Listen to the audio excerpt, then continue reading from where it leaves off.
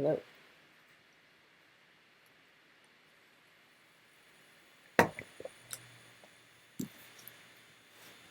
All right. We're on chapter 11. I'm just going to get right into it. Chapter 11 of American Gods. 3 cold days passed. The thermometer never made it up to the 0 mark, not even at midday. Shadow wondered how people had survived this weather in the days before electricity, before thermal face masks and lightweight thermal underwear, before easy travel. He was down at the video tanning bait and tackle store, being shown Hinzelman's hand-tied trout flies. They were more interesting than he'd expected, colorful fakes of life made of feather and thread, each with a hook hidden inside it. He asked Hinzelman. "For real?" asked Hinzelman. "For real," said Shadow. "Well," said the older man, "sometimes they didn't survive it, and they died. Leaky chimneys and badly ventilated stoves and ranges killed as many people as the cold. But those days were hard. They'd spend the summer and the fall laying up the food and the firewood for the winter. The worst thing of all was the madness. I heard on the radio they were saying how it was to do with the sunlight, how there isn't enough of it in the winter. My daddy, he said folk just went stir-crazy. Winter madness, they called it. Lakeside always had it easy, but some of the other towns around here, they had it hard. There was a saying still had currency when I was a kid, that if the serving girl hadn't tried to kill you by February, she hadn't any backbone. Storybooks were like gold dust. Anything you could read was treasured, back before the town had a lending library. When my grandpa got sent a storybook from his brother in Bavaria, all the Germans in town met up in the old town hall to hear him read it, and the Finns and the Irish and the rest of them, they'd make the Germans tell them the stories. 20 miles south of here, in Jibway, they found a woman walking mother naked in the winter with a dead babe at her breast, and she'd not suffer them to take it from her. He shook his head meditatively, closed the fly cabinet with a click. Bad business. You want a video rental car? Eventually they open a Blockbuster here, and then we'll soon be out of business. But for now, we got a fair selection. Shadow reminded Hinzelman that he had no television in Lucia. He enjoyed Hinzelman's company, the reminiscences, the tall tales, the goblin grin of the old man. It could make things awkward between them, were Shadow to admit that television had made him uncomfortable ever since it had started to talk to him. Hinzelman fished in a drawer and took out a tin box. By the look of it, it had once been a Christmas box, of the kind that contained chocolates or cookies. A mottled Santa Claus, holding a tray of Coca-Cola bottles, beamed up from its lid. Hinzelman eased off the metal top of the box, revealing a notebook and books of blank tickets, and said, "How many you want me to put you down for?" "How many of what?" "Clunker tickets. She'll go out onto the ice today, so we've started selling tickets. Each ticket is $10, 5 for 40, 10 for 75. One ticket buys you 5 minutes. Of course, we can't promise it'll go down in your 5 minutes, but the person who's closest stands to win $500, and if it goes down in your 5 minutes, you win $1,000. The earlier you buy your tickets, the more times aren't spoken for. You want to see the info sheet?" "Sure." Hinzelman handed Shadow a photocopied sheet. The Clunker was an old car with its engine and fuel tank removed, which would be parked out on the ice for the winter. Sometime in the spring, the lake ice would melt, and when it was too thin to bear the car's weight, the car would fall into the lake. The earliest the Clunker had ever tumbled into the lake was February the 27th. "That was the winter of 1998. I don't think you could rightly call that a winter at all." "The latest was May the 1st. That was 1950. Seemed that year the only way that winter would end was if somebody hammered a stake through its heart." The beginning of April appeared to be the most common time for the car to sink, normally in mid-afternoon. All of the mid-afternoons in April had already gone, marked off in Hinzelman's lined notebook. Shadow bought a 25-minute period on the morning of March the 23rd from 9 a.m. to 9:25 a.m. He handed Hinzelman $40. "I just wish everybody in town was as easy to sell as you are," said Hinzelman. "It's a thank you for that ride you gave me that first night I was in town." "No, Mike," said Hinzelman. "It's for the children." For a moment he looked serious, with no trace of impishness on his creased old face. Come down this afternoon, you can lend a hand pushing the clunker out onto the lake." He passed Shadow 5 blue cards, each with a date and time written on it in Hinzelmann's old-fashioned handwriting, then entered the details of each in his notebook. "Hinzelmann," asked Shadow, "have you ever heard of Eagle Stones?" "Up north of Rhinelander? Nope, that's Eagle River. Can't say I have. How about Thunderbirds?" "Well, there was the Thunderbird Framing Gallery up on 5th Street, but that closed down. I'm not helping, am I?" "Nope." "Tell you what, why don't you go look at the library?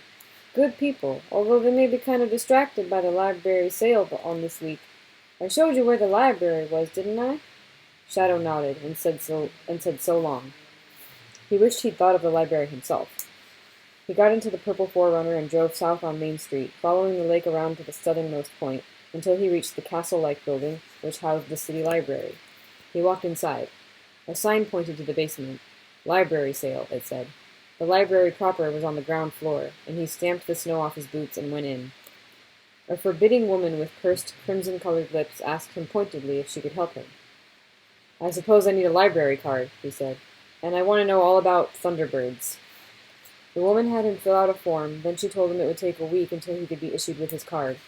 Shadow wondered if they spent the week sending out inquiries to ensure that he was not wanted in any other libraries across America for failure to return library books. He had known a man in prison who had been imprisoned for stealing library books. "Sounds kind of rough," said Shadow when the man told him why he was inside. $500,000 worth of books," said the man proudly. His name was Gary McGuire. "Mostly rare and antique books from libraries and universities. They found a whole storage locker filled with books from floor to ceiling. Open and shut case." "Why did you take them?" asked Shadow. "I wanted 'em," said Gary. "Jesus, $500,000 worth of books." Gary flashed him a grin, lowered his voice, and said, "That was just in the storage locker they found. They never found the garage in San Clemente with the really good stuff in it." Gary had died in prison when what the infirmary had told him was just a malingering, feeling lousy kind of day turned out to be a ruptured appendix.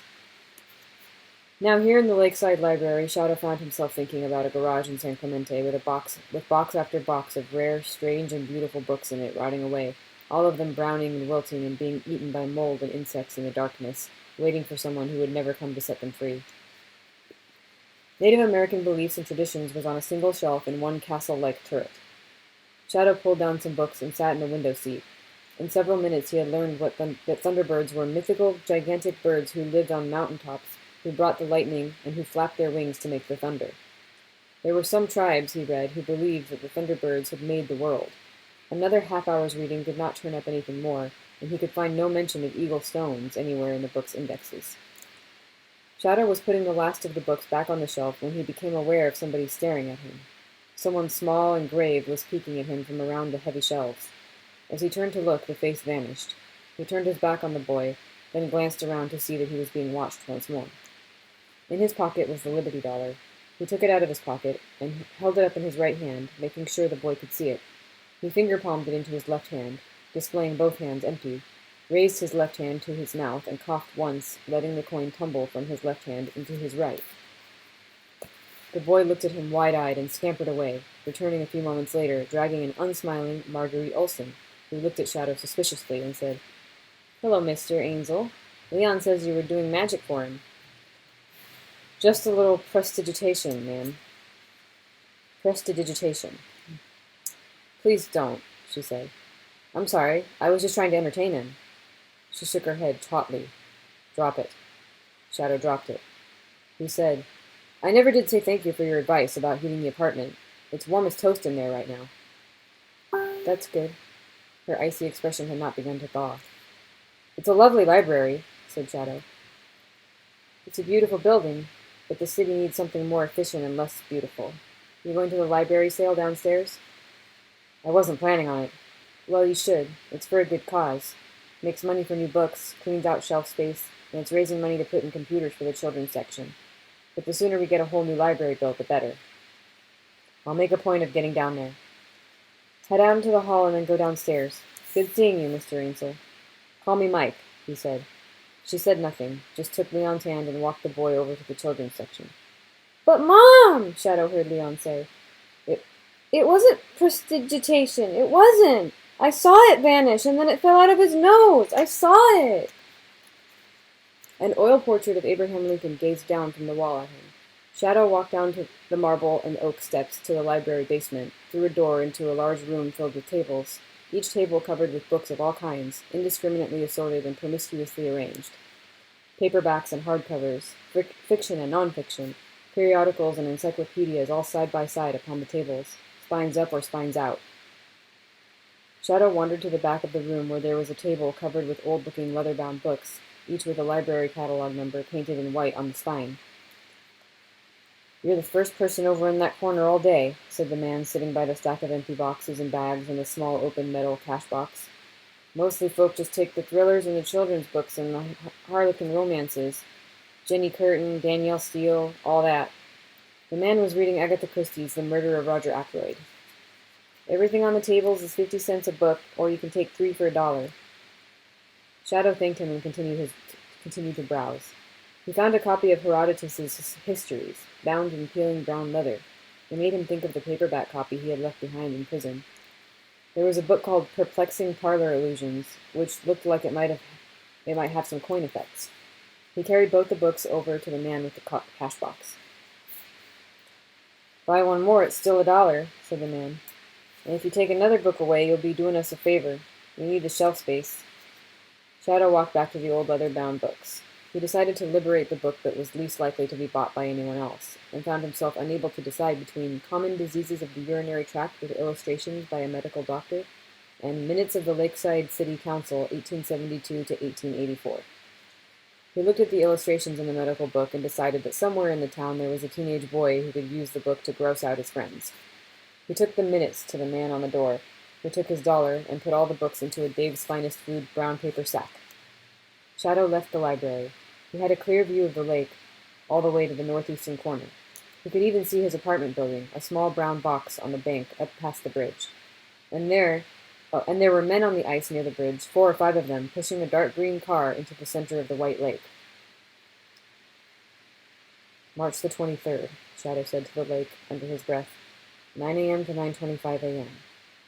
He wondered if the lake or the Clunker could hear him, and if they would pay any attention to him, even if they could. He doubted it. In Shadow's world, luck, the good kind, was something that other people had, not him. The wind blew bitter against his face.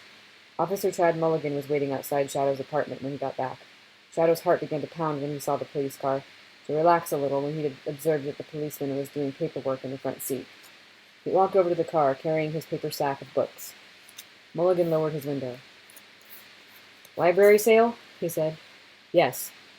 I bought a box of Robert Ludlum books there 2-3 years back. Keep meaning to read 'em. My cousin swears by the guy.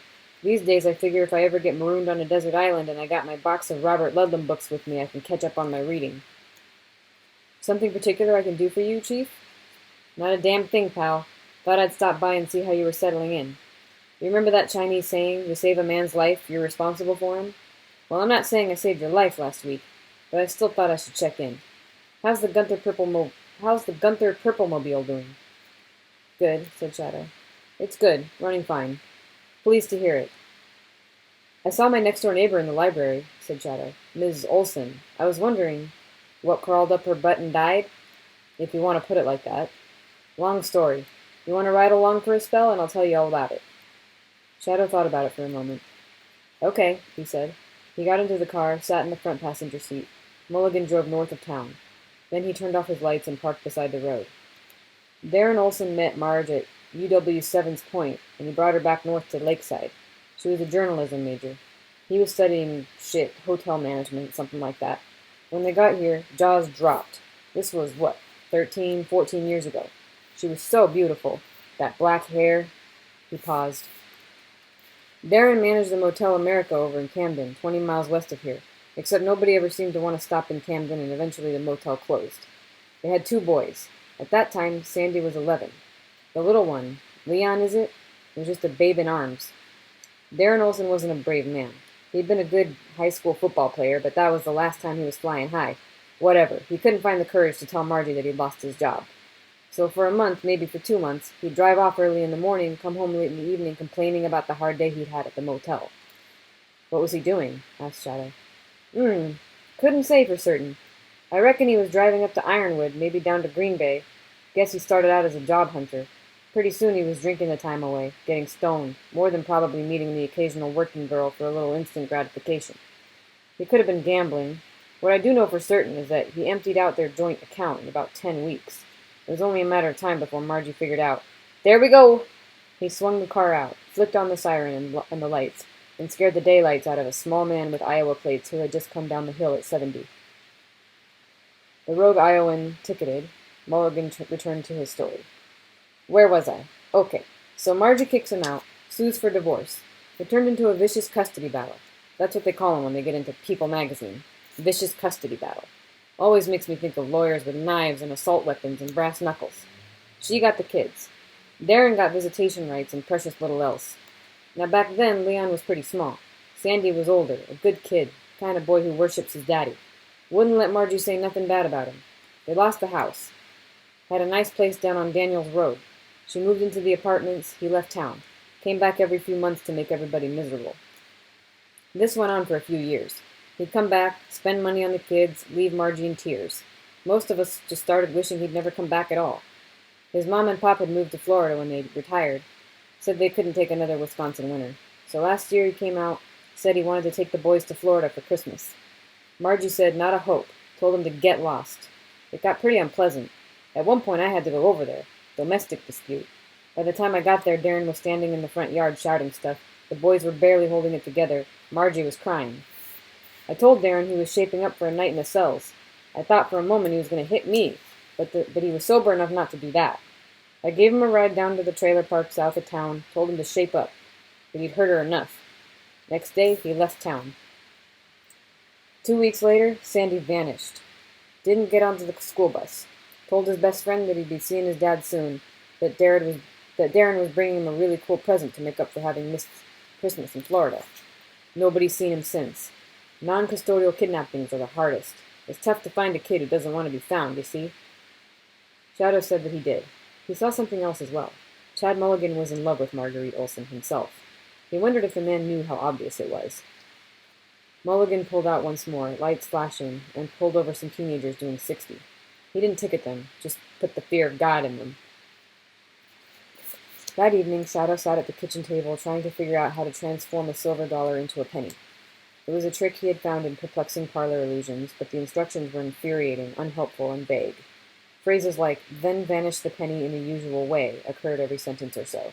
In this context, Shadow wondered, what was the usual way? A French drop? Sleeving it? Shouting, "Oh my God, look out, a mountain lion," and dropping the coin into his side pocket while the audience's attention was diverted? He tossed his silver dollar into the air, caught it, remembering the moon and the woman who gave it to him. Then he attempted the illusion. It didn't seem to work. He walked into the bathroom and tried it in front of the mirror, and confirmed that he was right. The trick as written simply didn't work. He sighed, dropped the coins in his pocket, and sat down on the couch. He spread the cheap throw rug over his legs and flipped open the Minutes of the Lakeside Council, 1872 to 1884. The type, in 2 columns, was so small as to be almost unreadable. He flipped through the book, looking at the reproductions of the photographs of the period, at the several incarnations of the Lakeside City Council therein. Long side whiskers and clay pipes and battered hats and shiny hats, worn with faces which were, many of them, peculiarly familiar. He was unsurprised to see that the portly secretary of the 1882 City Council was a Patrick Mulligan. Shave him, make him lose 20 pounds, and he'd be a dead ringer for Chad Mulligan, his, great-great-grandson? He wondered if Hinzelman's pioneer grandfather was in the photographs, but it did not appear that he had been City Council material. Shadow thought he had seen a reference to a Hinzelman in the text, while flipping from photograph to photograph, but it eluded him when he leaped back for it, and the tiny type made Shadow's eyes ache. He put the book down on his chest and realized his head was nodding. It would be foolish to fall asleep on the couch, he decided soberly. The bedroom was only a few feet away. On the other hand, the bedroom and the bed would still be there in 5 minutes, and anyway he was not going to go to sleep, only to close his eyes for a moment. Darkness roared. He stood on an open plain. Beside him was the place from which he had once emerged, from which the earth had squeezed him. Stars were still falling from the sky, and each star that touched the red earth became a man or a woman. The men had long black hair and high cheekbones. The women all looked like Marguerite Olson. These were the star people. They looked at him with dark, proud eyes. "Tell me about the Thunderbirds," said Shadow. Please, it's not for me, it's for my wife. One by one they turned their backs on him, and as he lost their faces they were gone, one with the landscape. But the last of them, her hair streaked white on dark gray, pointed before she turned away, pointed into the wine-colored sky. Ask them yourself, she said. Summer lightning flickered, momentarily illuminating the landscape from horizon to horizon. There were high rocks near him, peaks and spires of sandstone, and Shadow began to climb the nearest. The spire was the color of old ivory. He grabbed at a handhold, and felt it slice into his hand. It's bone, thought Shadow, not stone. It's old, dry bone. There goes the itching on my face.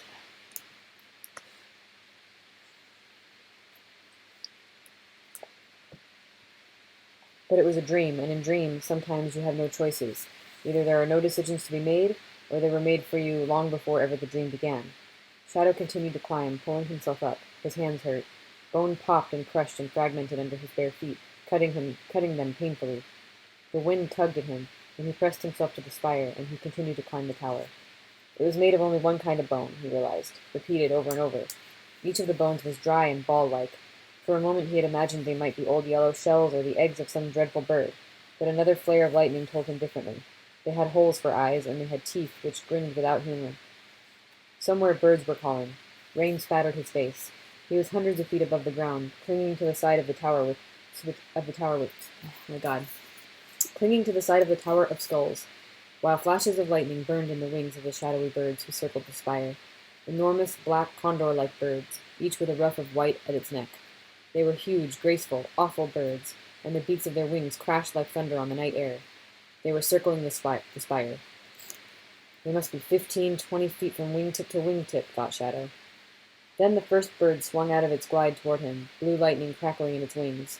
He pushed himself into a crevice of skulls. Hollow eye-holes stared at him. A clutter of ivory teeth smiled at him, but he kept climbing, pulling himself up the mountain of skulls, every sharp edge cutting into his skin, feeling revulsion and terror and awe.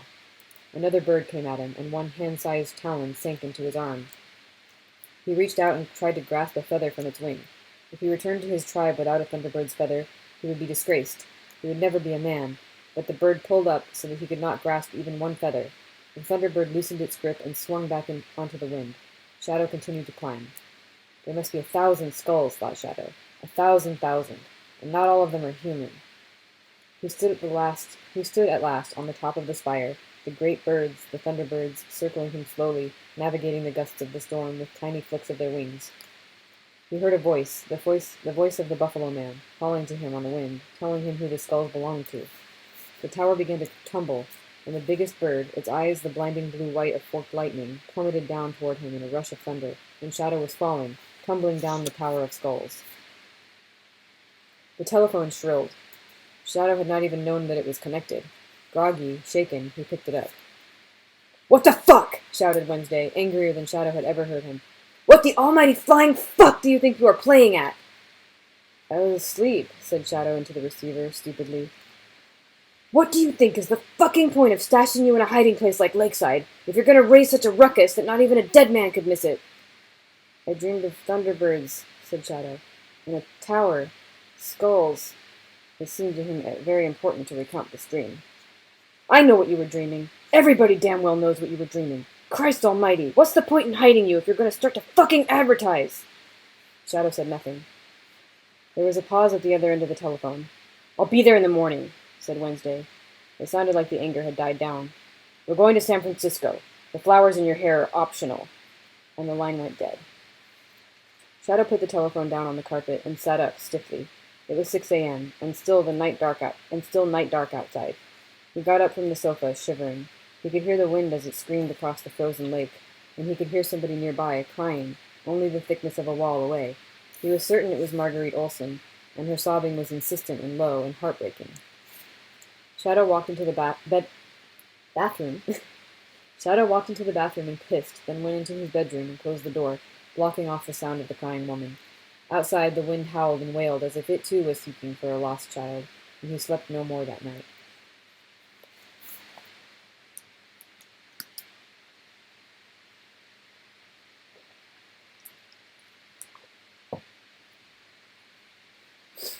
San Francisco in January was unseasonably warm enough that the sweat trickled on the back of Shadow's neck. Wednesday was wearing a deep blue suit and a pair of gold-rimmed spectacles that made him look like an entertainment lawyer. They were walking along Haight Street. The people and the hustlers and the moochers watched them go by, and no one shook a paper cup of change at them. No one asked them for anything at all. Wednesday's jaw was set. Shadow had seen immediately that the man was still angry, and had asked no questions when the black Lincoln town car had pulled up outside the apartment that morning. They had not talked on the way to the airport. He had been relieved that Wednesday was in first class and he was back in coach. Now it was late in the afternoon. Shadow, who had not been in San Francisco since he was a boy, who had only seen it since then as a background to movies, was astonished at how familiar it was, how colorful and unique the wooden houses, how steep the hills, how very much it didn't feel like anywhere else. "It's almost hard to believe that this is in the same country as Lakeside," he said. Wednesday glared at him. Then he said, "It's not. San Francisco isn't in the same country as Lakeside any more than New Orleans is in the same country as New York, or Miami is in the same country as Minneapolis." "Is that so?" said Shadow mildly. "Indeed it is. They may share certain cultural signifiers. Money, a federal government, entertainment. It's the same land, obviously. But the only things that give it the illusion of being one country are the greenback, the Tonight Show, and McDonald's." They were approaching a park at the end of the road. "Be nice to the lady we are visiting, but not too nice." "I'll be cool," said Shadow. They stepped onto the grass. A young girl, no older than 14, her hair dyed green and orange and pink, stared at them as they went by. She sat beside a dog, a mongrel, with a piece of string for a collar and a leash. She looked hungrier than the dog did. The dog yapped at them, then wagged its tail. Shadow gave the girl a dollar bill. She stared at it as if she was not sure what it was. "Buy dog food with it," Shadow suggested. She nodded and smiled. "Let me put it bluntly," said Wednesday. "You must be very cautious around the lady we are visiting. She might take a fancy to you, and that would be bad." "Is she your girlfriend or something?" "Not for all the little plastic toys in China," said Wednesday agreeably. His anger seemed to have dissipated, or perhaps to have been invested for the future. Shadow suspected that anger was the engine that made Wednesday run. There was a woman sitting on the grass under a tree with a paper tablecloth spread in front of her, and a variety of Tupperware dishes on the cloth. She was not fat, no, far from fat. What she was, a word that Shadow had never had cause to use until now, was curvaceous. Her hair was so fair that it was white, the kind of platinum blonde tresses that should have belonged to a long-dead movie starlet. Her lips were painted crimson, and she looked to be somewhere between 25 and 50. As they reached her, she was selecting from a plate of deviled eggs. She looked up as Wednesday approached her, and put down the eggs she had chosen, and wiped her hand. "Hello, you old fraud," she said, but she smiled as she said it, and Wednesday bowed low, took her hand, and raised it to his lips. He said, "You look divine." "How the hell else should I look?" she demanded sweetly. "Anyway, you're a liar. New Orleans was such a mistake. I put on, 30 pounds there? I swear. I knew I had to leave when I started to waddle. The tops of my thighs rub together when I walk now. Can you believe that?" This last was addressed to Shadow. He had no idea what to say in reply, and felt a hot flush suffuse his face. The woman laughed delightedly. "He's blushing! Wednesday, my sweet, you brought me a blusher. How perfectly wonderful of you. What's he called?"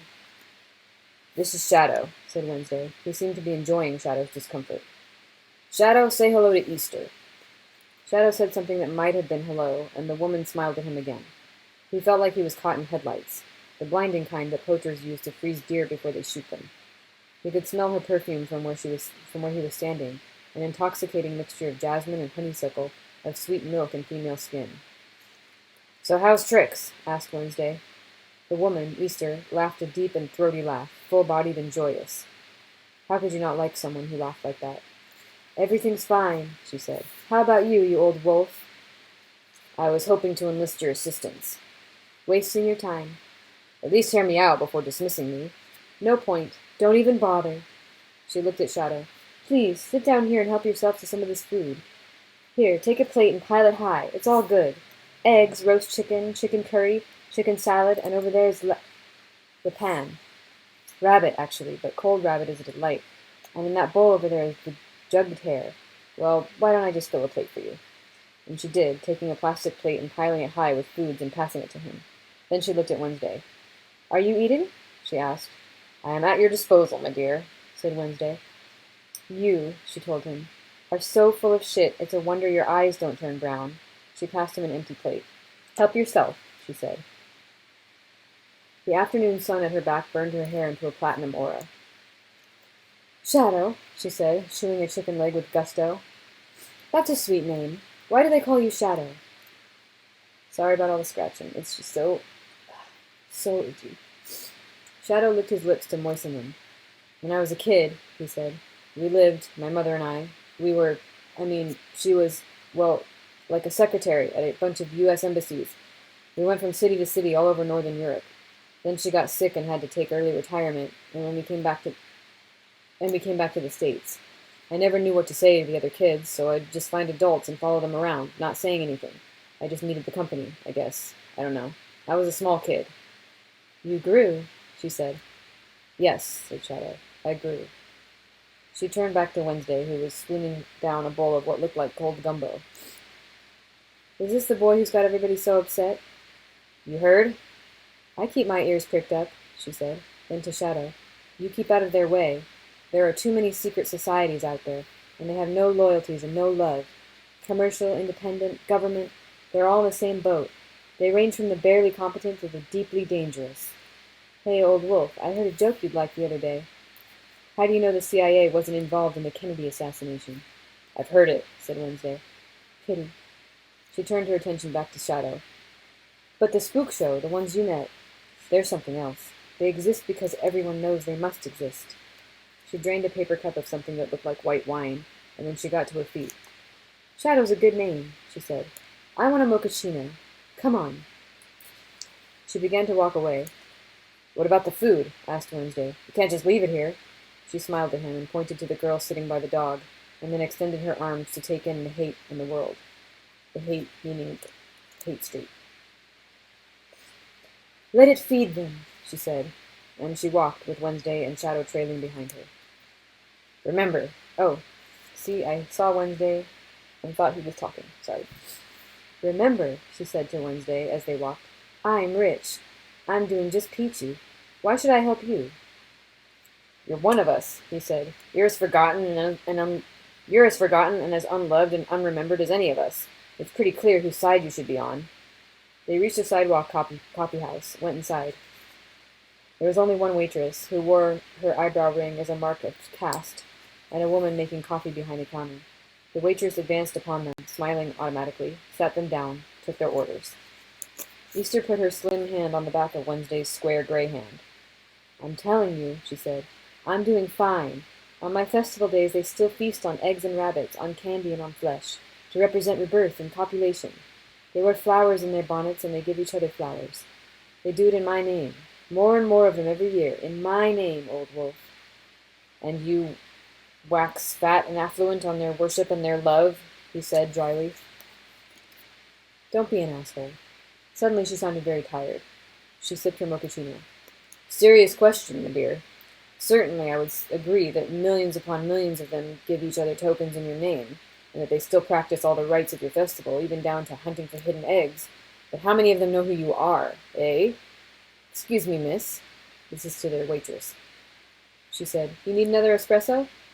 No, my dear. I was just wondering if you could solve a little argument we were having over here. My friend and I were disagreeing over what the word Easter means. Would you happen to know? The girl stared at him as if green toads had begun to push their way between his lips. Then she said, I don't know about any of that Christian stuff. I'm a pagan. The woman behind the counter said, I think it's like Latin or something for Christ has risen, maybe. Really? Said Wednesday. Yeah, sure, said the woman. Easter. Just like the sun rises in the east, you know? The risen one. Of course. A most logical supposition. The woman smiled and returned to her coffee grinder. Wednesday looked up at their waitress. I think I shall have another espresso, if you do not mind. And tell me, as a pagan, who do you worship? Worship? That's right. I imagine you must have a pretty wide-open field. So to whom do you set up your household altar? To whom do you bow down? To whom do you pray at dawn and at dusk?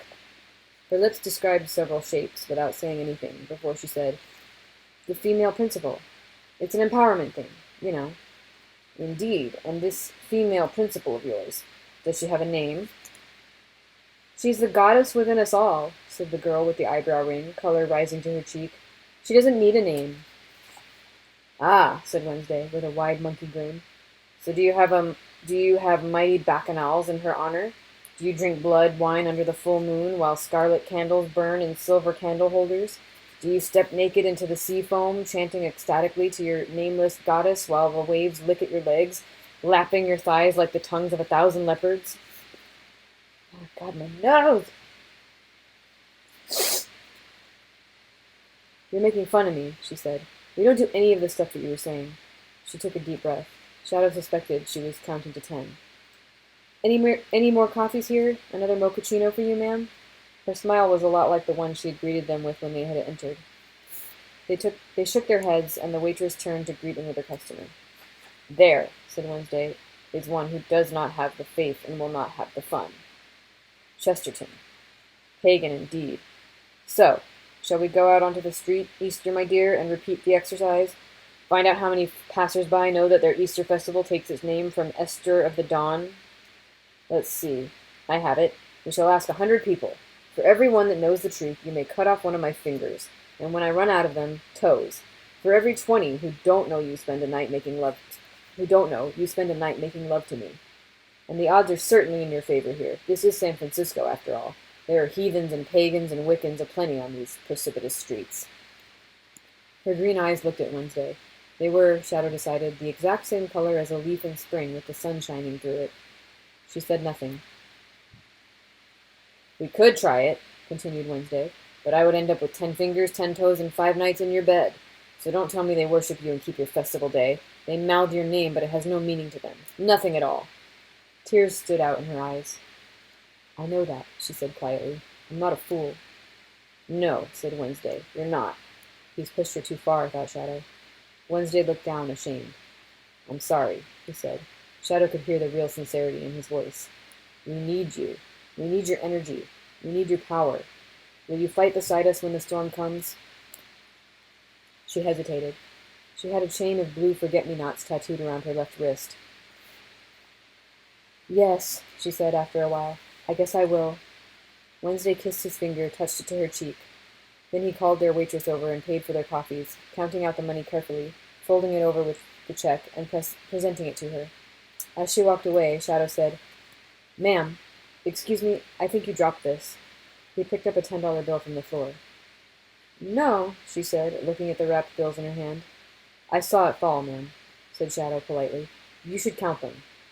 She counted the money in her hand, looked puzzled, and said, Jesus, you're right. I'm sorry?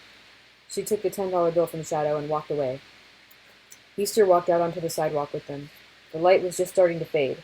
She nodded to Wednesday, then touched Shadow's hand and said, What did you dream about last night? Thunderbirds, he said. A mountain of skulls. She nodded. And do you know whose skulls they were? There was a voice, he said, in my dream. It told me. She nodded and waited. It said they were mine, old skulls of mine, thousands and thousands of them. She looked at Wednesday and said, I think this one's a keeper. She smiled her bright smile. Then she patted Shadow's arm and walked away down the sidewalk.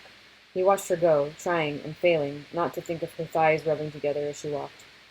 In the taxi on the way to the airport, Wednesday turned to Shadow. What the hell was that business with the $10 about? You shortchanged her. It comes out of her wages if she's short. What the hell do you care? Wednesday seemed genuinely irate. Shadow thought for a moment. Then he said, Well, I wouldn't want anyone to do it to me. She hadn't done anything wrong. No? Wednesday stared off into the middle distance and said, When she was 7 years old, she shut a kitten in a closet. She listened to it mew for several days. When it ceased to mew, she took it out of the closet, put it into a shoebox, and buried it in the backyard. She wanted to bury something. She consistently steals from everywhere she works. Small amounts, usually. Last year, she visited her grandmother in the nursing home to which the old woman is confined. She took an antique gold watch from her grandmother's bedside table and then went prowling through several of the other rooms, stealing small quantities of money and personal effects from the Twilight folk in their golden years. When she got home, she did not know what to do with her spoils, scared someone would come after her, so she threw everything away except the cash. I get the idea, said Shadow.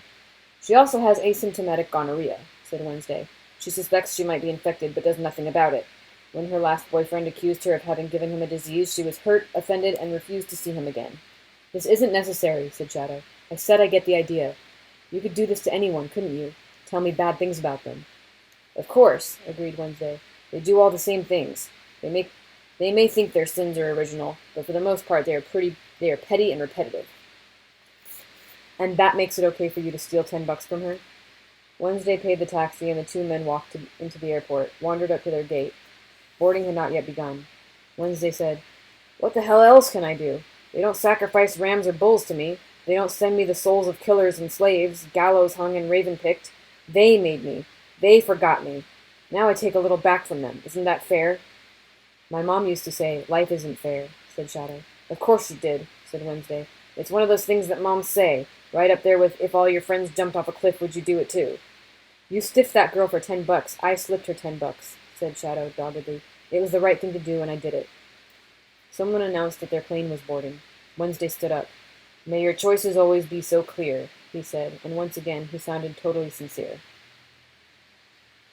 It's true what they say, thought Shadow. If you can fake sincerity, you've got it made.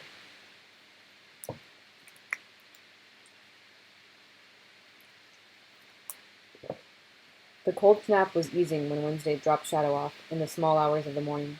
It was still obscenely cold in Lakeside, but it was no longer impossibly cold. The lighted sign on the side of the M&I Bank flashed alternatively 3:30 a.m. and -5 degrees Fahrenheit as they drove through the town. It was 9:30 a.m. when Chief of Police Chad Mulligan knocked on the apartment door and asked Shadow if he knew a girl named Allison McGovern. I don't think so, said Shadow sleepily. This is her picture, said Mulligan. It was a high school photograph. Shadow recognized the person in the picture immediately, the girl with the blue rubber band braces on her teeth, the one who had been learning all about the oral uses of Alka-Seltzer from her friend. Oh, yeah, okay. She was on the bus when I came into town. Where were you yesterday, Mr. Insel? Shadow felt his world begin to spin away from him. He knew he had nothing to feel guilty about. You're a parole-violating felon living under an assumed name, whispered a calm voice in his mind. Isn't that enough? San Francisco, he said. California. Helping my uncle transport a folk... Oh my god, I can't freaking read. Helping my uncle transport a 4-poster bed. You got any way of proving it? Ticket stubs? Anything like that? Sure. He had both his boarding pass stubs in his back pocket, pulled them out. What's going on? Chad Mulligan examined the boarding passes. Allison McGovern's vanished. She helped out up at the Lakeside Humane Society. Fed animals, walked dogs. She'd come out for a few hours after school. One of those animal kids. So, Dolly Knopf, who runs the Humane Society, said she'd run her home when they closed up for the night. Yesterday, Allison never got there. She's vanished. Yep, her parents called us last night. Silly kid used to hitchhike up to the Humane Society. It's out on County W, pretty isolated. Her parents told her not to, but this isn't the kind of place where things happen. People here don't lock their doors, you know? And you can't tell kids. So look at the photo again. Allison McGovern was smiling. The rubber bands on her teeth in the photograph were red, not blue. You can honestly say you didn't kidnap her, rape her, murder her, anything like that. I was in San Francisco, and I wouldn't do that shit. That was what I figured, pal. So you want to come help us look for her? Me? You. We've had the K-9 guys out this morning, nothing so far. He sighed. Heck, Mike, I just hope she turns up in the Twin Cities with some dopey boyfriend. You think it's likely? I think it's possible. You want to join the hunting party? Shadow remembered seeing the girl in Henning's farm and home supplies, the flash of a shy blue-braced smile, how beautiful he had known she was going to be one day. I'll come, he said. There were 24 men and women waiting in the lobby of the fire station. Shadow recognized Hinzelman, and several other faces looked familiar. There were several police officers, dressed in blue, and some men and women from the Lumber County Sheriff's Department, dressed in brown. Chad Mulligan told them what Allison was wearing when she vanished, a scarlet snowsuit, green gloves, blue woolen hat under the hood of her snowsuit, and divided the volunteers into groups of 3. Shadow, Hinzelman, and a man named Brogan comprised one of the groups. They were reminded how short the daylight period was, told that if, God forbid, they found Allison's body, they were not to disturb anything, just to radio back for help. But if she was alive, they were to keep her warm until help came. They were dropped off out on County W. Hinzelman, Brogan, and Shadow walked along the edge of a frozen creek. Each group of 3 had been issued a small handheld walkie-talkie before they left. The cloud cover was low, and the world was gray. No snow had fallen in the last 36 hours. Footprints stood out in the glittering crust of crisp snow. Brogan looked like a retired army colonel, with his slim mustache and white temples. He drove them, and told Shadow he was a retired high school principal. I took early retirement when I saw I wasn't getting any younger. These days I still teach a little, do the school play. That was always the high point of the year anyhow. And now I hunt a little and have a cabin down on Pike Lake. Spent too much time there. As they set out, Brogan said, "On the one hand, I hope we find her. On the other, if she's going to be found, I'd be very grateful if it was someone else who got to find her and not us. You know what I mean?" Shadow knew exactly what he meant. The 3 men did not talk much. They walked, looking for a red snowsuit or green gloves or a blue hat or a white body. Now and again, Brogan, who had the walkie-talkie, would check in with Chad Mulligan. At lunchtime, they sat with the rest of the search party on a commandeered school bus and ate hot dogs and drank hot soup. Someone pointed out a red-tailed hawk in a bare tree, and someone else said that it looked more like a falcon, but it flew away and the argument was abandoned. Hinzelman told them a story about his grandfather's trumpet, and how he tried playing it during a cold snap, and the weather was so cold outside by the barn where his grandfather had gone to practice that no music came out. Then after he came inside, he put the trumpet down by the wood stove to thaw. Well, the family are all in bed that night, and suddenly the unfrozen tunes start coming out of that trumpet. Scared my grandmother so much she nearly had kittens. The afternoon was endless, unfruitful, and depressing. The daylight faded slowly, distances collapsed, and the world turned indigo, and the wind blew cold enough to burn the skin on your face. When it was too dark to continue, Mulligan radioed to them to call it off for the evening, and they were picked up and driven back to the fire station. In the block next to the fire station was the Buck Stops Here Tavern, and that was where most of the searchers wound up. They were exhausted and dispirited, talking to each other of the bald eagle that had circled them, how cold it had become, how more than likely Allison would show up in a day or so, no idea of how much trouble she'd caused anyone. "You shouldn't think badly of the town because of this," said Brogan. "It is a good town." "Lakeside," said a trim woman whose name Shadow had forgotten, if ever they'd been introduced, "is the best town in the Northwoods. You know how many people are unemployed in Lakeside?" "No," said Shadow. "Less than 20, she said. "There's over 5,000 people living around this town. We may not be rich, but everyone's working. It's not like the mining towns up in the Northeast. Most of them are ghost towns now. They were farming towns that were killed by the falling cost of milk, or the low price of hogs. You know what the biggest cause of unnatural death is among farmers in the Midwest?" "Suicide?" Shadow hazarded. She looked almost disappointed. "Yeah, that's it."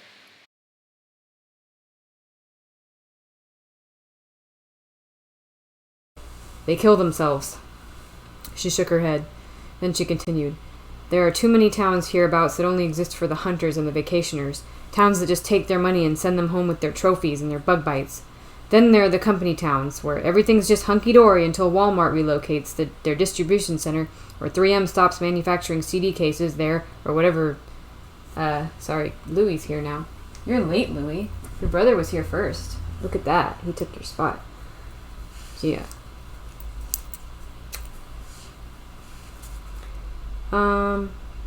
Then there are the company towns, where everything's just hunky-dory until Walmart relocates their distribution center, or 3M stops manufacturing CD cases there, or whatever, and suddenly there's a boatload of folks who can't pay their mortgages. I'm sorry, I didn't catch your name."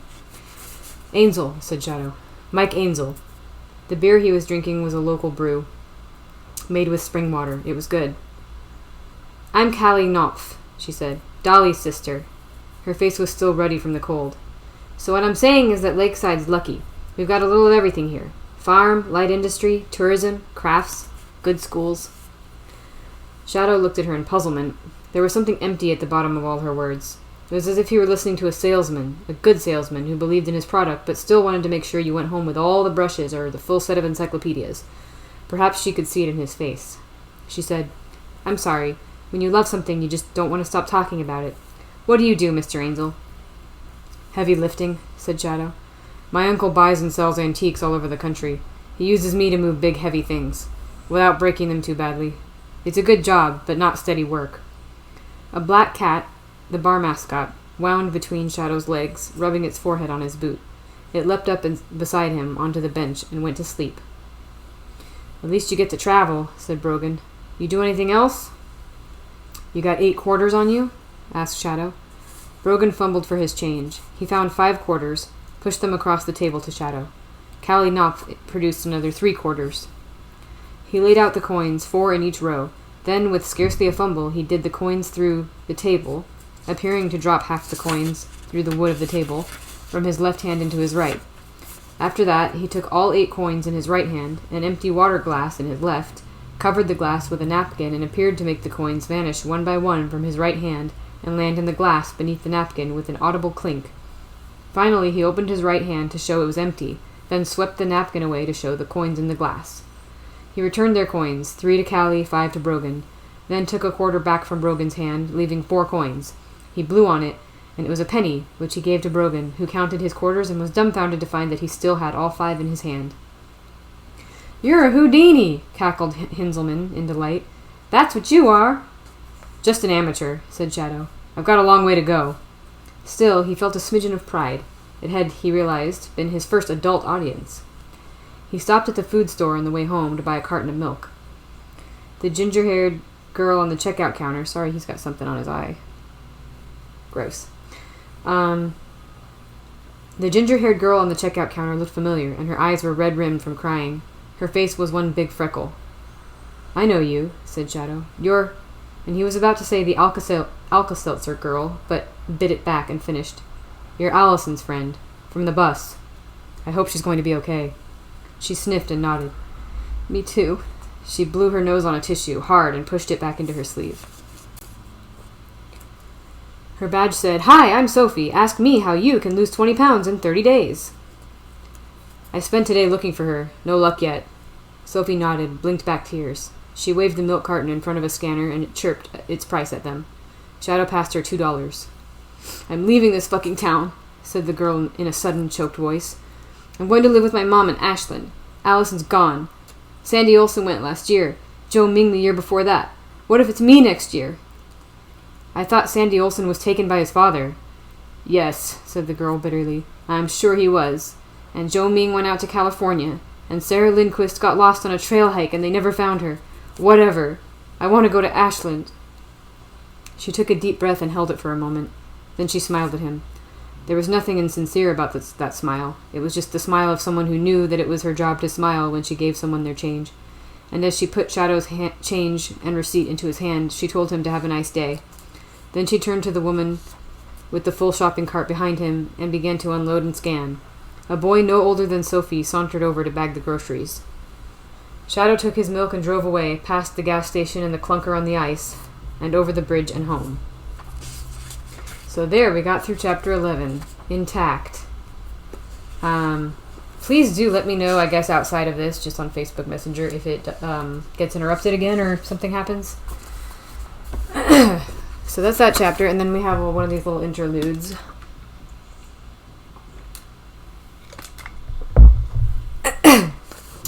Coming to America, 1778.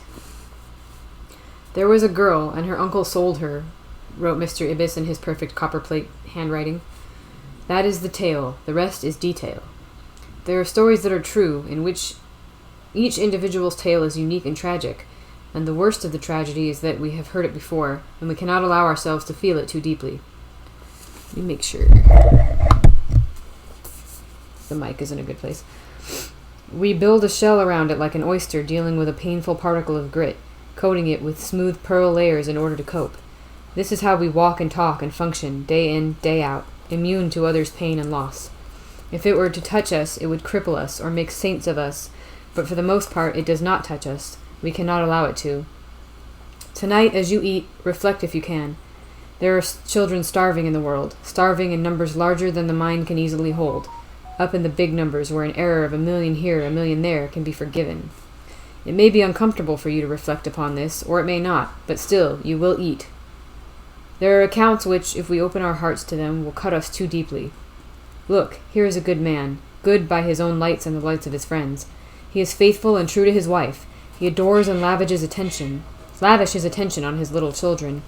He cares about his country. He does his job punctiliously as best he can. So efficiently and good-naturedly, he exterminates Jews.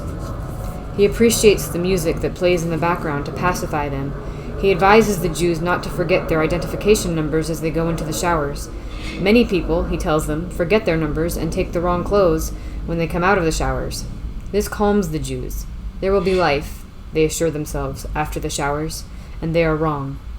Our man supervises the detail taking the bodies to the ovens, and if there is anything he feels bad about, it is that he still allows the gassing of vermin to affect him.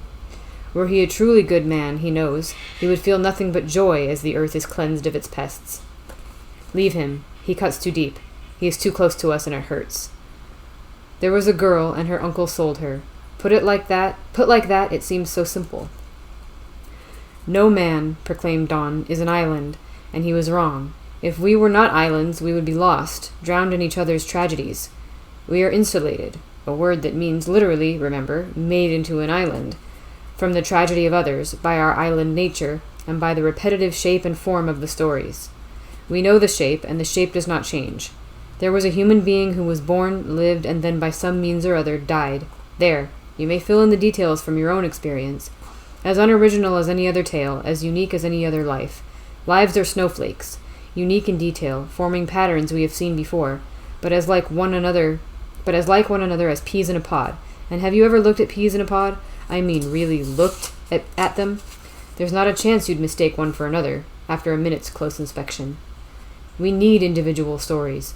Without individuals, we see only numbers, 1,000 dead, 100,000 dead. Casualties may rise to 1,000,000. With individual stories, the statistics become people.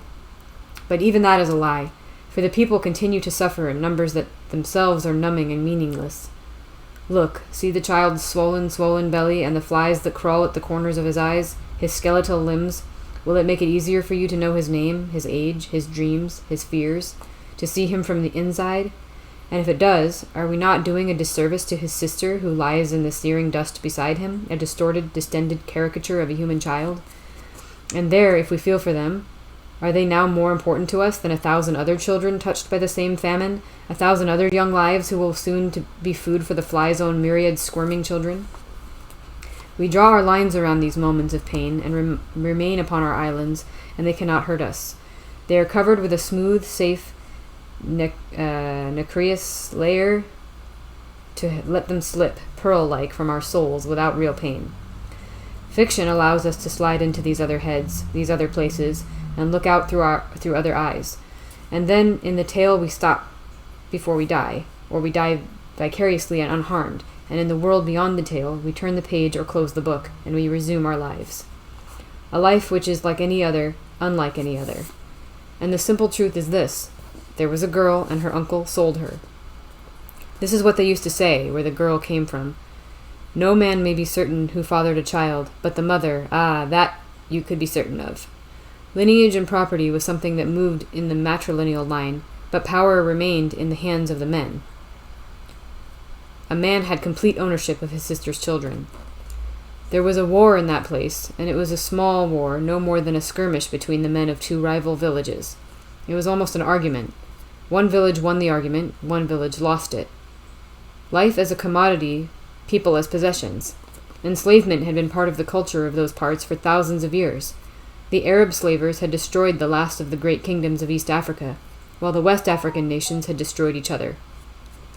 There was nothing untoward or unusual about their uncle selling the twins, although twins were considered magical beings, and their uncle was scared of them, scared enough that he did not tell them that they were to be sold in case they harmed his shadow and killed him. They were 12 years old. She was called Wututu, the messenger bird. He was called Agasu, the name of a dead king. They were healthy children, and because they were twins, male and female, they were told many things about the gods, and because they were twins, they listened to the things that they were told, and they remembered.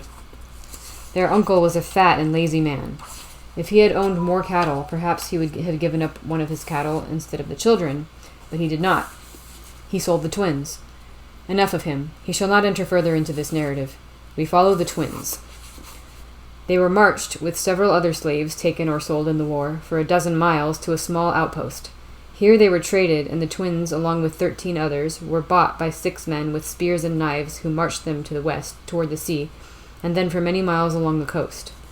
There were 15 slaves now altogether, and their hands loosely bound, tied neck to neck. Wututu asked her brother Agasu what would happen to them.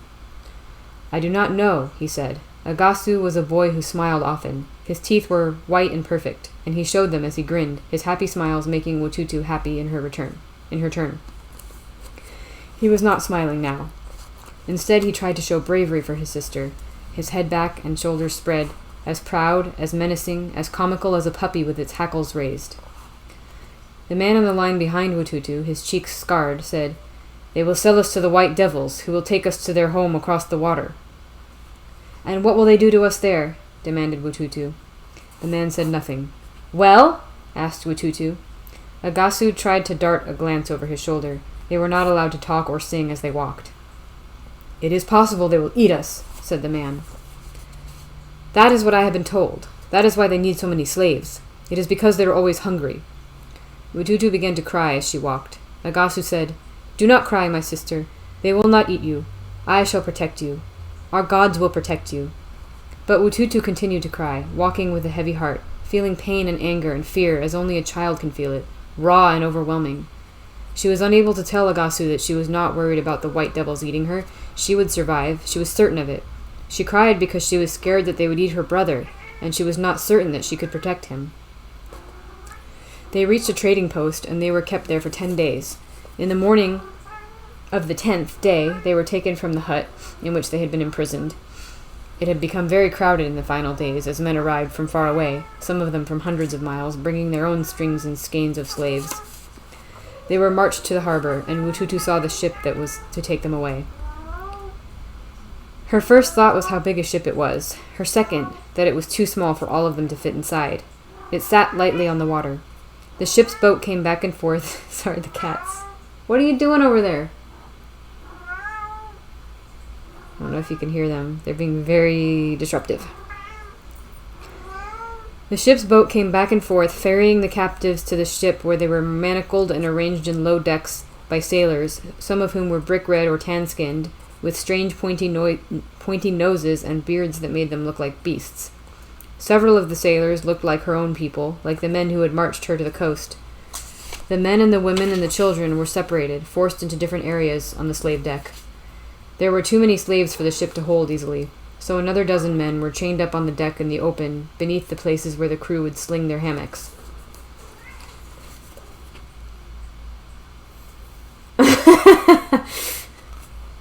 That's awesome. Your cat's like there's like probably some kind of message that your cat's receiving. Like, where do I have to meet you guys? What's happening? The revolution? We're gonna overthrow the humans? Anyway, Wututu was put in with the children, not with the women, and she was not chained, merely locked in. Agasu, her brother, was forced in with the men, in chains, packed like herrings. It stank under that deck, although the crew had scrubbed it down since their last cargo. It was a stink that had entered the wood, the smell of fear and bile and diarrhea and death, of fever and madness and hate. Wututu sat in the hot cold with the other children. She could feel the children on each side of her sweating. A wave tumbled a small boy into her, hard, and he apologized in a tongue that Wututu did not recognize. She tried to smile at him in the semi-darkness. The ship set sail. Now it rode heavy in the water.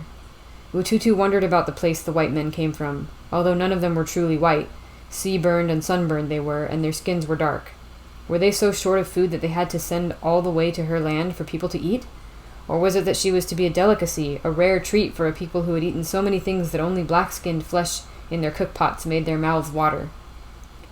On the second day out of port, the ship hit a squall, not a bad one, but the ship's decks lurched and tumbled, and the smell of vomit joined the mixed smells of urine and liquid feces and fierce sweat. Rain poured down on them in bucket loads from the air gratings set in the ceiling of the slave deck.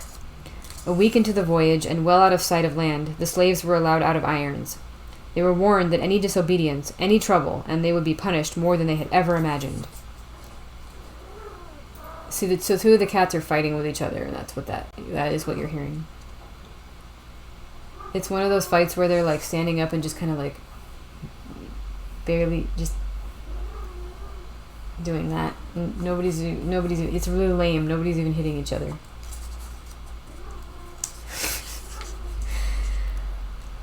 In the morning, the captives were fed beans and ship's biscuits and a mouthful each of vinegared lime juice, harsh enough that their faces would twist, and they would cough and splutter, and some of them would moan and wail as the lime juice was spooned out. They could not spit it out, though. If they were caught spitting or dribbling it out, they were lashed or beaten. The night brought them salted beef, and then Bagheera's over here just like... The night brought them salted beef. It tasted unpleasant, and there was a rainbow sheen to the gray surface of the meat. That was at the start of the voyage. As the voyage continued, the meat grew worse. When they could, Wututu and Agasu would huddle together, talking of their mother and their home and their playfellows. Sometimes Wututu would tell Agasu the stories their mother had told them, like those of Elegba, the trickiest of the gods, who was great Mawu's eyes and ears in the world, who took messages to Mawu and brought back Mawu's replies. Oh, there goes the trash can. Thanks, guys. In the evenings, to while away the monotony of the voyage... I love how they do this during, like, the depressing part of the story. To while away the monotony of the voyage, the sailors would make the slaves sing for them and dance the dances of their native lands. Wututu was lucky that she had been put in with the children. The children were packed in tightly and ignored. The women were not always so fortunate. On some slave ships, the female slaves were raped repeatedly and continually by the crew, simply as an unspoken prerequisite of the voyage. This was not one of those ships, which is not to say that there were no rapes. 100 men, women, and children died on that voyage and were dropped over the side, and some of the captives who were dropped over the side had not yet died, but the green chill of the ocean cooled their final fever, and they went down flailing, choking, lost. Wututu and Agasu were traveling on a Dutch ship, their skins even darker than Wututu and Agasu were traveling on a Dutch ship, but they did not know this, and it might as easily have been British or Portuguese or Spanish or French. The black crewmen on the ship, their skins even darker than Wututu's, told the captives where to go, what to do, when to dance. One morning, Wututu caught one of the black guards staring at her. When she was eating, the man came over to her and stared down at her, without saying anything. "Why do you do this?" she asked. "Why do you do this?" she asked the man. "Why do you serve the white devils?" He grinned at her as if her question was the funniest thing he had ever heard. Then he leaned over, so his lips were almost brushing her ears, so his hot breath on her ear made her suddenly feel sick. "If you were older," he told her, "I would make you scream with happiness from my penis. Perhaps I will do it tonight. I have seen how well you dance." She looked at him with her nut-brown eyes, and she said, unflinching, smiling even, "If you put it in me down there, I will bite it off with my teeth down there. I am a witch girl, and I have very sharp teeth down there." She took pleasure in watching his expression change. He said nothing and walked away. The words had come out of her mouth, but they had not been her words. She had not thought them or made them. No, she realized, those were the words of Elegba the trickster. Mawu had made the world, and then, thanks to Elegba's trickery, had lost interest in it.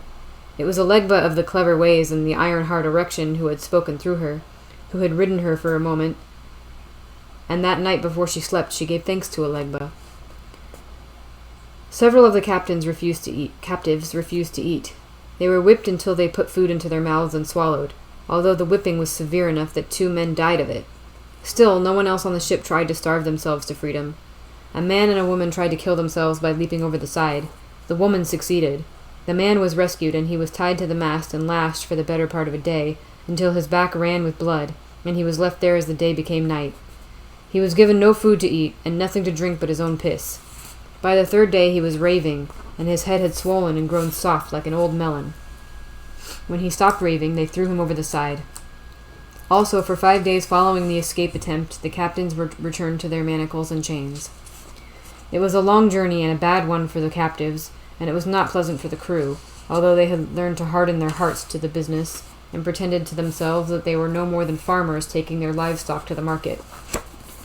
They made harbor on a pleasant, balmy day in Bridgetown, Barbados, and the captives were carried from the ship to the shore, in low boats sent out from the dock, and taken to the market square, where they were, by dint of a certain amount of shouting and blows from cudgels, arranged into lines. A whistle blew, and the market square These cats are being really bad today. A whistle blew, and the market square filled with men, poking, prodding, red-faced men, shouting, inspecting, calling, appraising, grumbling. Witutu and Agasu were separated then. It happened so fast. A big man forced open Agasu's mouth, looked at his teeth, felt his arm muscles, nodded, and 2 other men hauled Agasu away. He did not fight them. He looked at Witutu and called, "Be brave!" to her. She nodded, and then her vision smeared and blurred with tears, and she wailed. Together they were twins, magical, powerful. Apart they were 2 children in pain. She never saw him again but once, and never in life. This is what happened to Agasu. First they took him to a seasoning farm, where they whipped him daily for the things he did and didn't do. They taught him a smattering of English, and they gave him the name of Inky Jack, for the darkness of his skin. When he ran away, they hunted him down with dogs and brought him back and cut off a toe with a chisel to teach him a lesson he would not forget. He would have starved himself to death, but when he refused to eat, his front teeth were broken and thin gruel was forced into his mouth until he had no choice but to swallow or to choke. Even in those times, they preferred slaves born into captivity to those brought over from Africa. The free-born slaves tried to run, or they tried to die, and either way, there went the profits. When Inky Jack was 16, he was sold, with several other slaves, to a sugar plantation on St. Domingue. They called him Hyacinth, the big broken-toothed slave. He met an old woman from his own village on that plantation. She had been a house slave before her fingers became too gnarled and arthritic, who told him that the whites intentionally split up captives from the same towns and villages and regions to avoid insurrection and revolts. They did not like it when slaves spoke to each other in their own languages. Hyacinth learned some French and was taught a few of the teachings of the Catholic Church. Each day he cut sugar cane from well before the sun rose until after the sun had set. He fathered several children. He went with the other slaves in the small hours of the night into the woods, although it was forbidden, to dance the Kalinda, to sing the Bamboola, the Serpent God in the form of a black snake, to sing to Bamboola. He sang to Alegba, to Ogu, Shango, Zaka, and to many others, all the gods the captives had brought with them to the island, brought in their minds and their secret hearts. The slaves on the sugar plantations of St. Domingue rarely lived more than a decade. The free time they were given, 2 hours in the heat of noon and 5 hours in the dark of the night, from 11 till 4, was also the only time they had to grow and tend the food they would eat, for they were not fed by their masters, merely given small plots of land to cultivate, with which to feed themselves. And it was also the time they had to sleep and to dream. Even so, they would take that time and they would gather and dance, and sing and worship. The soil of St. Domingue was a fertile soil, and the gods of Dahomey and the Congo and the Niger put down thick roots there, and grew lush and huge and deep, and they promised freedom to those who worshipped them at night in the groves. Hyacinth was 25 years of age when a spider bit the back of his right hand. The bite became infected, and the flesh on the back of his hand was necrotic. Soon enough his whole arm was swollen and purple, and the hand stank. It throbbed and it burned. They gave him crude rum to drink, and they heated the blade of a machete in the fire until it glowed red and white. They cut his arm off at the shoulder with a saw, and they cauterized it with the burning blade. He lay in a fever for a week. Then he returned to work. The one-armed slave called Hyacinth took part in the slave revolt of 1791. Alegba himself took possession of Hyacinth in the grove, riding him as a white man rode a horse, and spoke through him. He remembered little of what was said, but the others who were with him told him that he had promised them freedom from their captivity. He remembered only his erection, rod-like and painful, and raising both hands, the one he had and the one he no longer possessed, to the moon. A pig was killed, and the men and the women of that plantation drank the hot blood of the pig, pledging themselves and binding themselves into a brotherhood. They swore that they were an army of freedom, pledged themselves once more to the gods of all the lands from which they had been dragged as plunder. "If we die in battle with the whites," they told each other, "we will be reborn in Africa, in our homes, in our own tribes." There was another Hyacinth in the uprising, so they now called Agasu by the name of Big One Arm. He fought, he worshipped, he sacrificed, he planned. He saw his friends and his lovers killed, and he kept fighting. They fought for 12 years, a maddening, bloody struggle with the plantation owners, with the troops brought over from France. They fought and they kept fighting, and impossibly, they won. On January the 1st, 1804, the independence of Saint Domingue, soon to be known to the world as the Republic of Haiti, was declared. Big One-Arm did not live to see it. He had died in August 1802, bayoneted by a French soldier. At the precise moment of death of Big One-Arm, who had once been called Hyacinth, and before that Inky Jack, and who was forever in his heart Agasu, his sister, whom he had known as Watutu, who had been called Mary on her first plantation in the Carolinas, and Daisy when she had become a house slave, and Suki when she was sold to the Levere family down the river in New Orleans, felt the cold bayonet slide between her ribs and started to scream and weep uncontrollably. Her twin daughters woke and began to howl. They were cream and coffee-colored, her new babies, not like the black children she had borne when she was on the plantation and little more than a girl herself. Children she had not seen since they were 15 and 10 years old. The middle girl had been dead for a year, when she was sold away from them. Suki had been whipped many times since she had come ashore. Once, salt had been rubbed into the wounds. On another occasion, she had been whipped so hard and for so long that she could not sit or allow anything to touch her back for several days.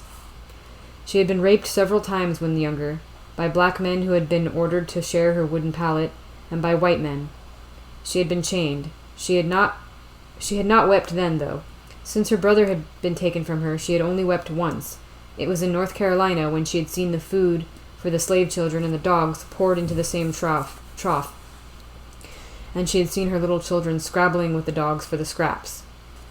She saw that happen one day, and she had seen it before, every day on that plantation, and she would see it again many times before she left. She saw it that one day, and it broke her heart. She had been beautiful for a while. Then the years of pain had taken their toll, and she was no longer beautiful. Her face was lined, and there was too much pain in those brown eyes. 11 years earlier, when she was 25, her right arm had withered. None of the white folk had known what to make of it. The flesh seemed to melt from the bones, and now her right arm hung by her side, little more than a skeletal arm covered in skin, and almost immobile. After this, she had become a house slave. The Casterton family, who had owned the plantation, were impressed by her cooking and house skills, but Mrs. Casterton found the withered arm unsettling, and so she was sold to the Levere family, who were out for a year from Louisiana.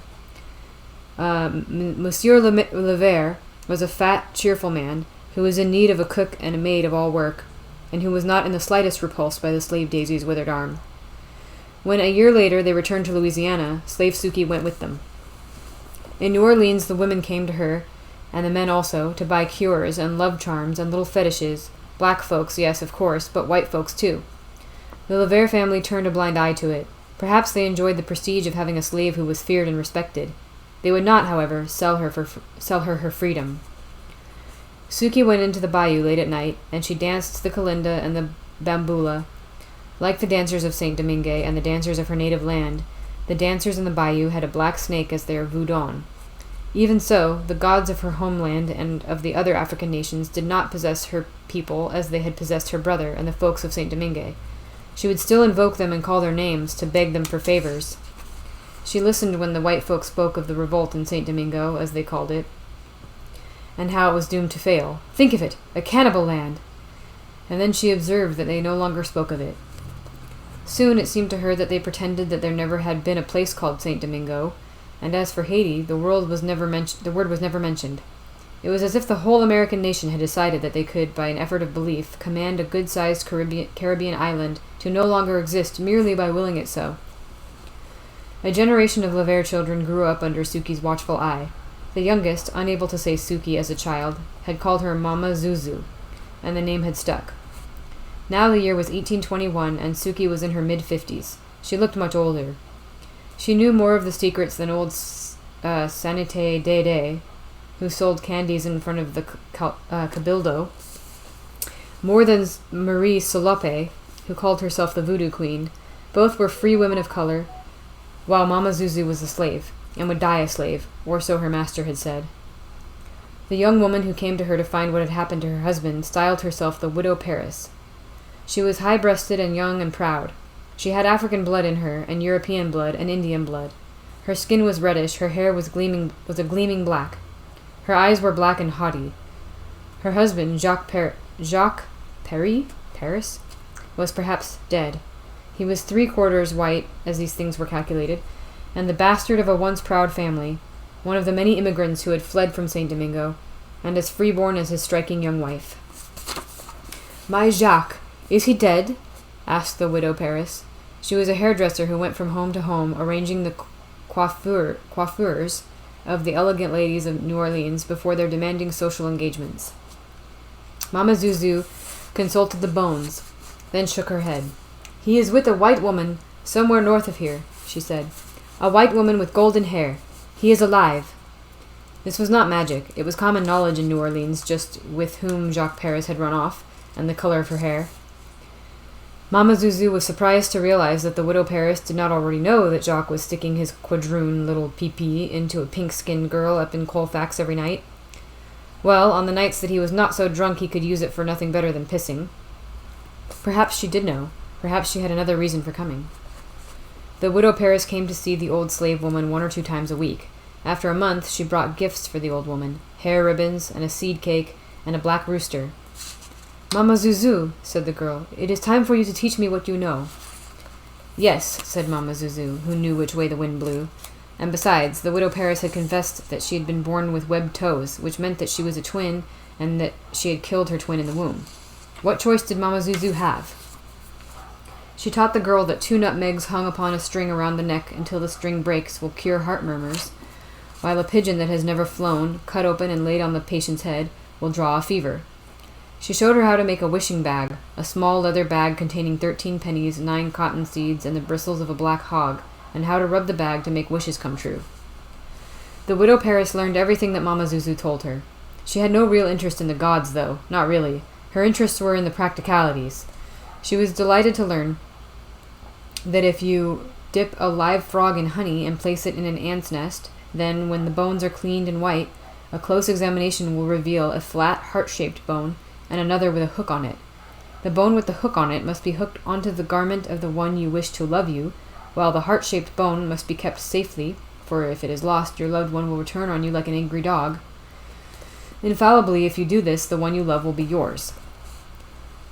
She learned that dried snake powder, placed in the face powder of an enemy, will produce blindness, and that an enemy can be made to drown herself by taking a piece of her underwear, turning it inside out, and burying it at midnight under a brick. Mama Zuzu showed the widow Paris the world wonder root, the great and the little roots of John the Conqueror. She showed her dragon's blood and valerian and 5-finger grass. She showed her how to brew waste-away tea, and follow-me water, and fair Shingo water. All these things and more Mama Zuzu showed the widow Paris. Still, it was disappointing for the old woman. She did her best to teach her the hidden truths, the deep knowledge, to tell her of Alegba, of Mau, of Edo Huedo, the Voudon serpent, and the rest, but widow Paris, I shall now tell you the name she was born with, and the name she later made famous. It was Marie Laveau. But this was not the great Marie Laveau, the one you have heard of. This was her mother, who eventually became the widow Glapion. She had no interest in the gods of the distant land. If St. Domingo had been a lush black earth for the African gods to grow in, this land, with its corn and its melons, its crawfish and its cotton, was barren and infertile. "She does not want to know," complained Mama Zuzu to Clementine, her confidante, who took in the washing for many of the houses in that district, washing their curtains and coverlets. Clementine had a blossom of burns on her cheek, and one of her children had been scalded to death when a copper overturned. "Then do not teach her," says Clementine. "I teach her, but she does not see what is valuable. All she sees is what she can do with it. I give her diamonds, but she cares only for petty glass. I give her a demi-bouteille of the best claret, and she drinks river water. I give her quail, and she wishes to eat only rat."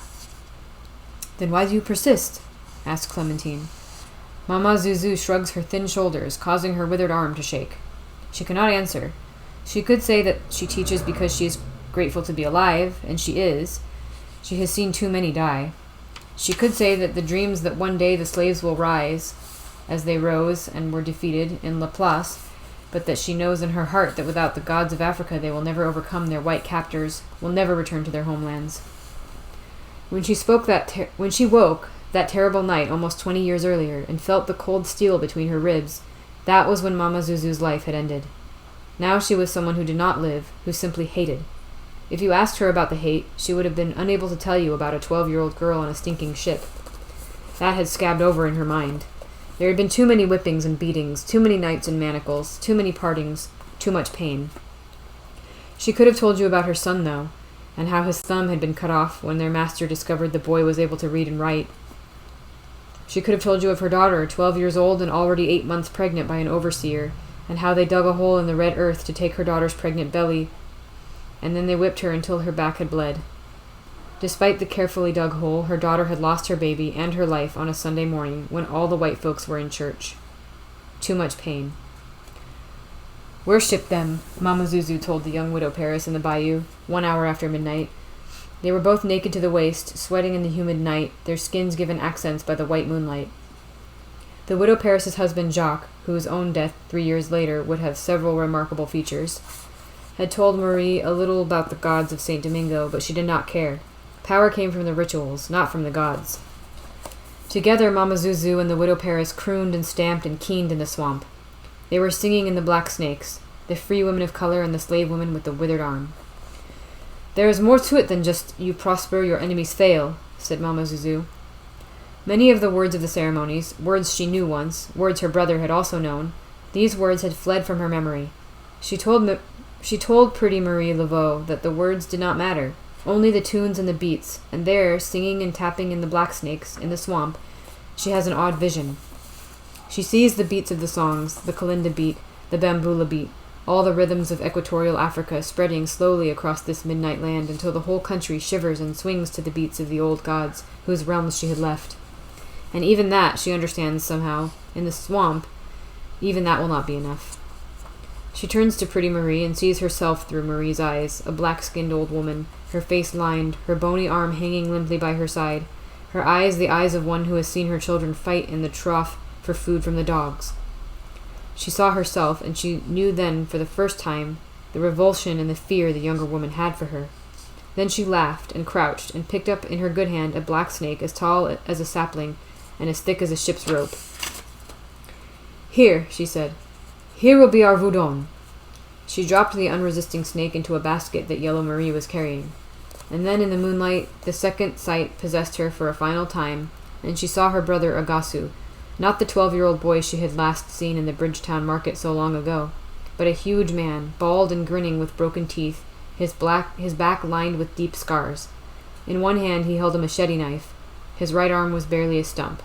She reached out her own good left hand. Stay a while," she whispered. "I will be there. I will be with you soon." And Marie Paris thought the old woman was speaking to her. All right.